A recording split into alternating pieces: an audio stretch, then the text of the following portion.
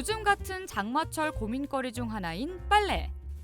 습한 날씨 때문에 빨래가 잘 마르지 않을 뿐만 아니라 잘못 말린 빨래에서는 퀴퀴한 냄새까지 나서 고민인 분 많으신데요.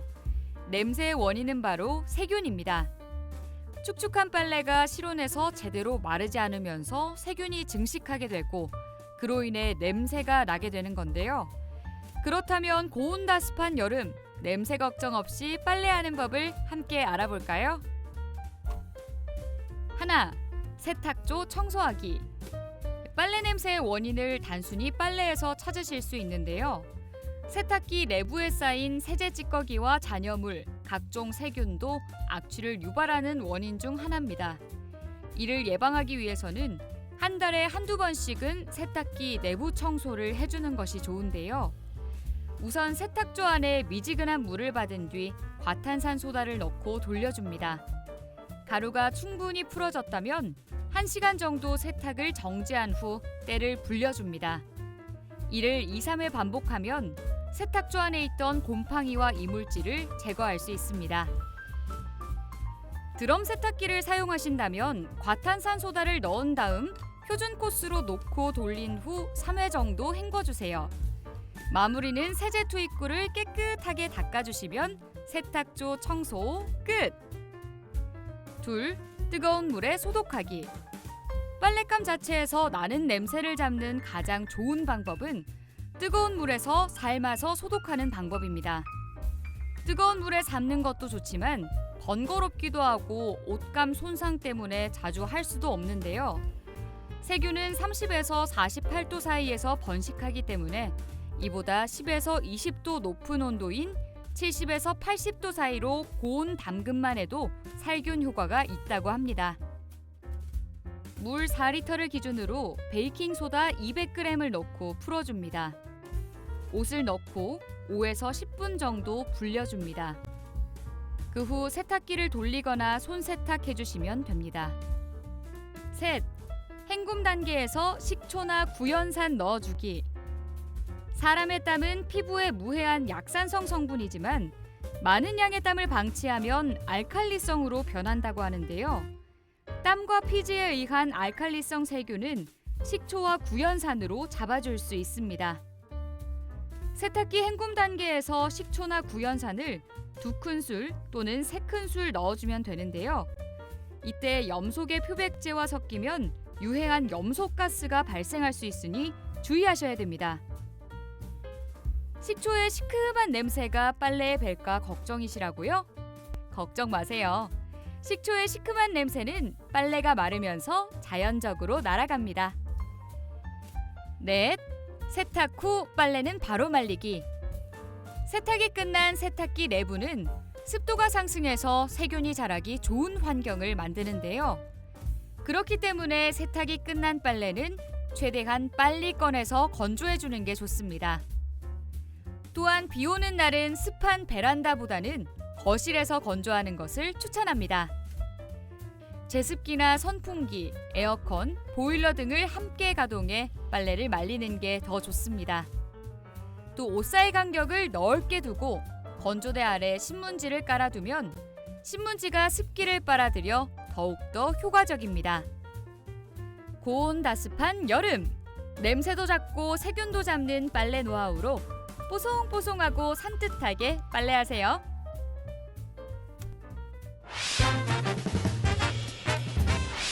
만능 천연세제라고 불리는 베이킹소다. 주방과 욕실 등 다양한 곳에 쓰이고 있는데요. 친환경적인 데다 실생활 활용도가 뛰어나 유용한 제품 중 하나입니다. 오늘은 베이킹소다를 활용한 청소 꿀팁 알려드릴게요.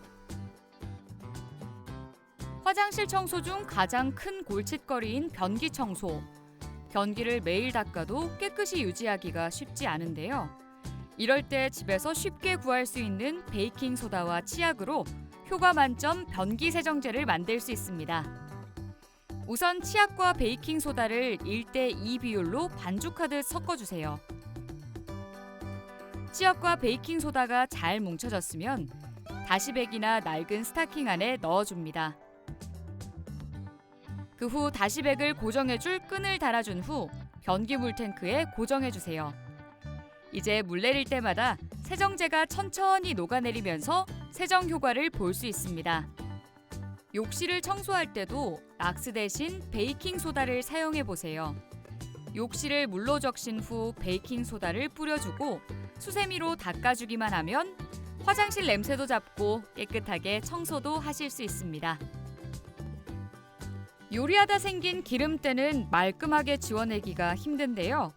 이제 베이킹 소다로 기름때를 깨끗이 지워보세요. 냄비, 프라이팬 등 각종 식기류를 소독할 때 베이킹 소다를 푼 물에 15분에서 20분 동안 담가두면 음식물과 기름때를 쉽게 없앨 수 있습니다. 또한 전자레인지를 오래 사용하다 보면 이상한 냄새가 배는데요. 이때도 베이킹 소다를 녹인 물을 행주에 묻혀서 닦아주기만 하면 전자레인지 속 냄새가 싹 사라진답니다. 여름만 되면 하수도를 타고 올라오는 오물 냄새가 고민이신 분들, 이때도 베이킹 소다를 활용해 보세요. 배관에 베이킹 소다를 뿌린 뒤 식초를 붓고 15분간 기다려줍니다.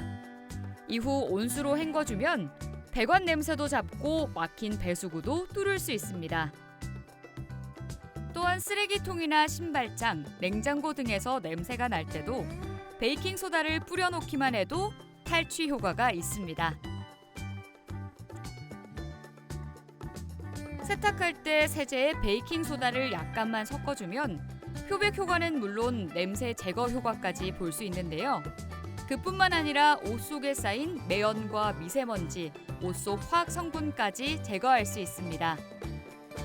만능 세제 베이킹 소다, 잘 활용하셔서 간편하고 깨끗하게 청소해 보세요.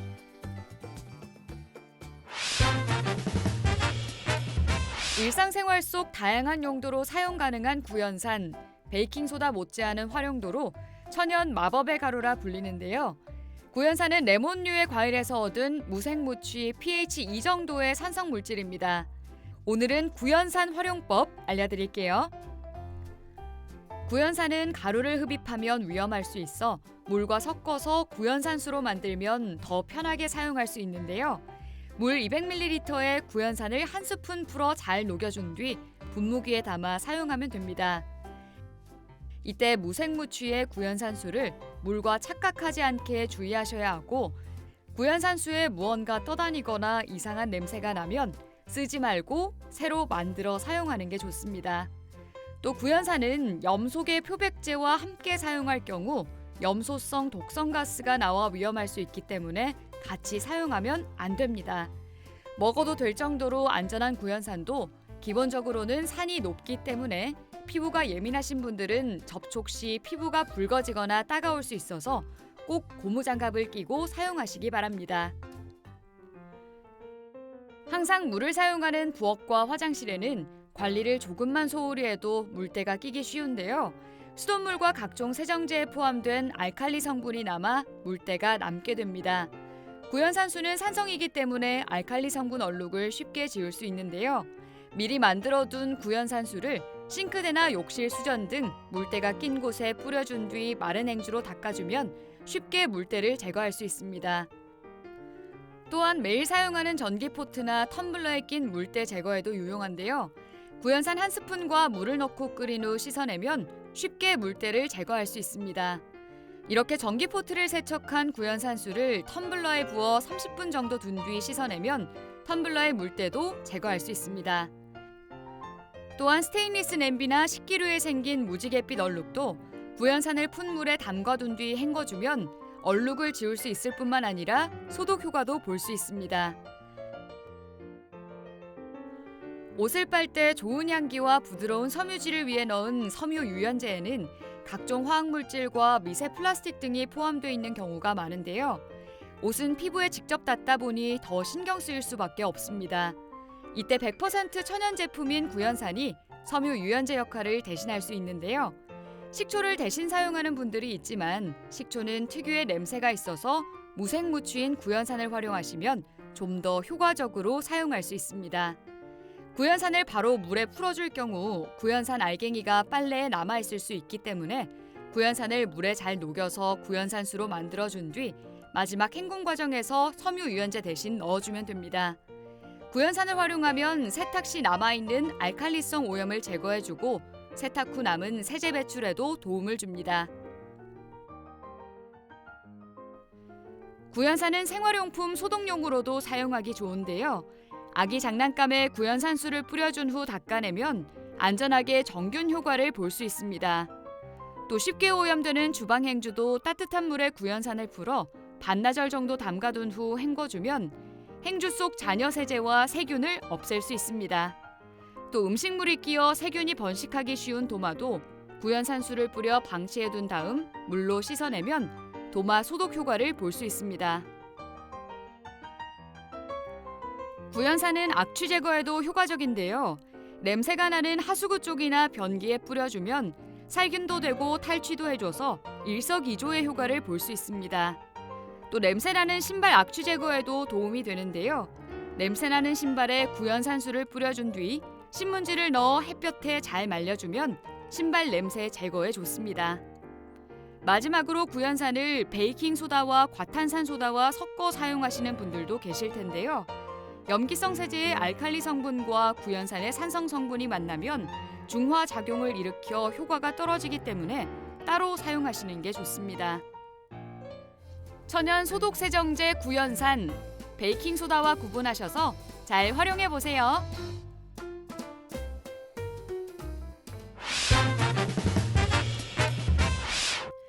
사랑의 가장 쉬운 실천, 바로 헌혈입니다. 헌혈은 수혈이 필요한 환자의 생명을 구하는 유일한 수단인데요. 혈액은 아직 인공적으로 만들 수 있거나 대체할 물질이 존재하지 않습니다. 사랑의 실천이자 생명을 나누는 고귀한 행동인 헌혈을 하기 전 체크해야 할 사항이 있어요. 몇 개의 약물과 주사제는 혈액 및 수혈자의 건강에 영향을 미칠 위험이 있기 때문에 현재 또는 과거에 복용한 경험이 있는 경우 일정 시간 동안 헌혈에 참여할 수 없습니다.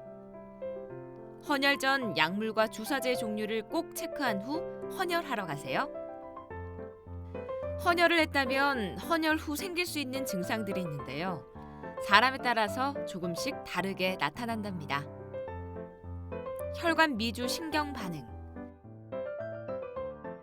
긴장, 스트레스로 인해서 내장에 분포돼 있는 신경이 자극돼 오심, 구토, 현기증이 나타날 수 있어요. 헌혈 전 30분 이내에 500ml 정도의 물 섭취, 헌혈 중 다리를 발목 근처에서 꼬거나 다리 근육에 힘을 주는 운동, 충분한 휴식으로 예방할 수 있답니다. 피하 출혈 및 혈종, 헌혈하는 과정에서 혈액이 피부 사이에 스며들어 생길 수 있으나 충분히 지혈하면 예방할 수 있습니다. 국소 피부 반응, 소독약이나 일회용 반창고에 의해 체열 부위에 가려움이 생길 수 있답니다. 신경 손상, 드물지만 헌혈 시 혈관 주위의 신경이 손상받아 감각 이상, 통증, 근력 감소 등의 증상이 생길 수 있어요. 혈전 정맥염, 열감, 압통, 국소 통증, 발적, 붓기 등의 증상이 나타날 수 있답니다. 예방을 위해 헌혈 후 정맥 천자 부위에 일회용 반창고를 최소한 4시간 이상 부착해 주세요. 팔 통증, 헌혈 중 또는 헌혈 후 수시간 이내에 헌혈한 팔에 발생하는 심한 국소적인 방사통으로 통증 외에 다른 특이 증상은 없답니다. 구연산 반응,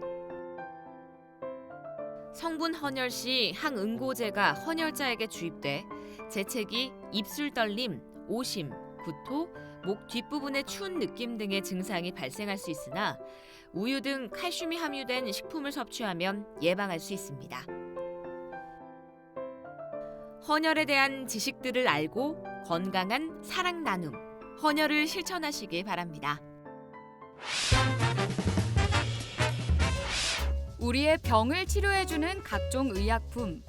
하지만 처방받은 약을 기간 내에 먹지 못했거나 상비약을 오랜 기간 방치해 버려야 했던 경험 있으실 텐데요. 2018년 건강보험 심사평가원의 설문조사 결과에 따르면 응답자의 55.2%가 쓰레기통, 변기, 하수구 등을 통해 의약품을 처리한다고 답했는데요.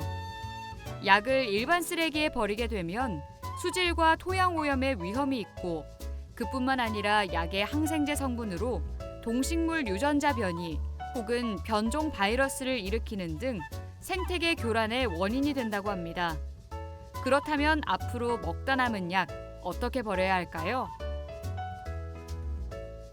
오래된 약은 폐기하기 쉽게 종류별로 모은 다음 가까운 약국이나 보건소, 주민센터에 폐의약품 수거함에 버리면 되는데요. 그럼 종류별로 약 버리는 방법 차근차근 알려드릴게요. 우선 알약은 포장된 비닐, 종이박스, PTP 케이스를 제거해 내용물만 모아서 비닐봉지에 담은 뒤 약국이나 폐의약품 수거함에 버려주시면 됩니다. 가루약은 날림 현상이 있을 수 있기 때문에 포장지를 따로 뜯지 말고 가루약끼리 모아서 그대로 가져다 주세요. 물약은 가급적 하나의 플라스틱 용기에 모아서 버려주세요. 양이 많을 경우에는 페트병을 이용하셔도 됩니다.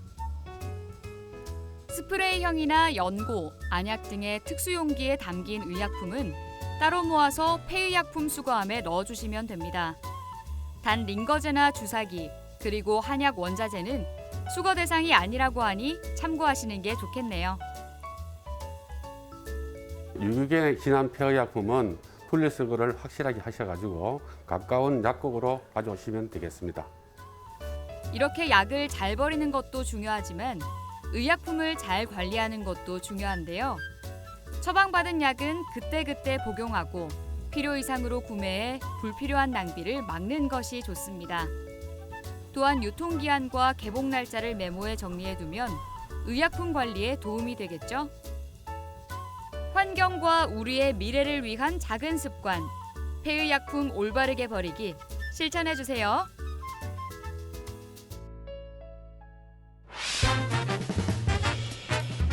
쓰레기 분리배출을 할 때 간혹 이게 맞는 건지 헷갈릴 때가 있는데요. 오늘은 각 품목별 올바른 쓰레기 배출법에 대해 알아보려고 합니다. 너도 나도 헷갈리는 분리수거. 잘 따라오세요. 페트병, 일회용 용기류, 커피 믹스, 라면 봉지, 과자 봉지, 일회용 비닐봉지 등 다른 재질로 된 뚜껑과 내용물을 깨끗하게 씻어주세요. 그리고 상표 또는 안내 문구 등이 적힌 스티커 등 이물질을 모두 제거한 후 배출합니다. 스티로폼 용기, 스티로폼 박스가 해당되는데요. 전체가 흰색인 것만 배출이 가능해요. 테이프, 운송장, 온도 유지를 위한 아이스팩 등의 내용물을 모두 제거하고 깨끗한 상태로 배출해주세요. 신문지, 상자, 책, 쇼핑백을 포함한 종이 봉투, 끈으로 묶거나 박스에 담아 물에 젖지 않도록 배출해야 합니다. 스프링 노트의 경우 철 소재 등은 모두 제거해야 하고 영수증과 같이 비닐 코팅이 된 종이는 재활용 대상이 아니에요. 종량제 봉투에 넣어서 배출해주세요. 맥주캔, 식료품 캔, 부탄가스, 살충제 용기 등 캔 내에 들어있는 내용물을 깨끗하게 비운 뒤 세척해 배출해야 합니다. 또한 내외관의 플라스틱 뚜껑 등을 제외해야 하고 유리병의 금속 뚜껑도 고철류로 분류된다는 점 참고하세요. 형광등은 깨뜨리지 않고 아파트나 주민센터, 학교 등에 비치되어 있는 폐형광등 전용 수거함에 배출하고 건전지류 역시 폐건전지함에 따로 버려야 합니다. 알약 등 약품 종류는 약국으로 가면 폐기해 준답니다. 헷갈리는 분리수거, 품목별 올바른 쓰레기 배출법에 대해서 알아봤습니다. 분리수거를 하다 보면 가끔 헷갈리고 때로는 귀찮은 마음이 들기도 하는데요. 이 지구를 위해 하나씩 실천해보는 게 어떨까요?